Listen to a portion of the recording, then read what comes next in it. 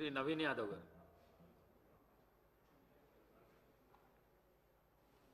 Speaker గారికి, deputy speaker గారికి, గౌరవ ముఖ్యమంత్రి గారికి, మంత్రులకు, గౌరవ మంత్రులకు నన్ను ఆశీర్వదించి సభకు పంపించడం వల్ల అందరికి కూడా మనసారా కృతజ్ఞతలు తెలియజేస్తూ, సార్ ఈ సభలో మాట్లాడే ప్రతి మాట, ప్రతి అంశం కూడా ప్రజల జీవితాలతో ముడిపడింది కాబట్టి సభ గౌరవిస్తూ సభ మర్యాదలను పాటిస్తూ ముందుకు సాగుతానని, మా ప్రాంత ప్రజల యొక్క సమస్యలు పరిష్కరించడానికి గౌరవ ముఖ్యమంత్రి గారి ఆశీస్సులతో, సలహాలు, సూచనలతో మా ప్రాంత ప్రజల సమస్యలు పరిష్కరిస్తూ వారి సంక్షేమ అభివృద్ధి కోసం సాగుతాను ముందుకి. అదే నా లక్ష్యంగా పెట్టుకొని ముందుకు సాగుతానని. అట్లానే మా ప్రాంతంలో కృష్ణానగర్ అనే ఒక ఏరియా ఉంది సార్.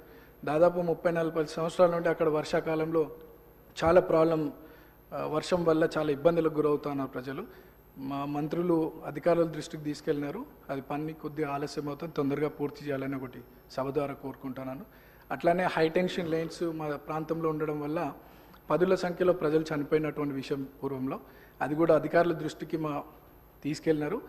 అది కూడా అండర్ గ్రౌండ్ కేబులింగ్ ఫాస్ట్గా చేస్తే ఆ ప్రాంత ప్రజలు సురక్షితంగా ఉంటారనేది ఒక సందేశం మీ ద్వారా అందిస్తున్నాం అధ్యక్ష. అండ్ చాలామంది పిల్లలు కూడా అక్కడ చదువుకొని 10th తర్వాత ఫైనాన్షియల్ ప్రాబ్లం వల్ల చదువుకోలేని పరిస్థితి. సో అక్కడ ఒక ఇంటర్మీడియట్ అండ్ డిగ్రీ కాలేజ్ కూడా వస్తే బాగుంటుందని ఒక అభిప్రాయం తెలియజేస్తూ నాకు ఈ అవకాశం ఇచ్చినటువంటి మీకు థ్యాంక్స్. మినిస్టర్ గారు.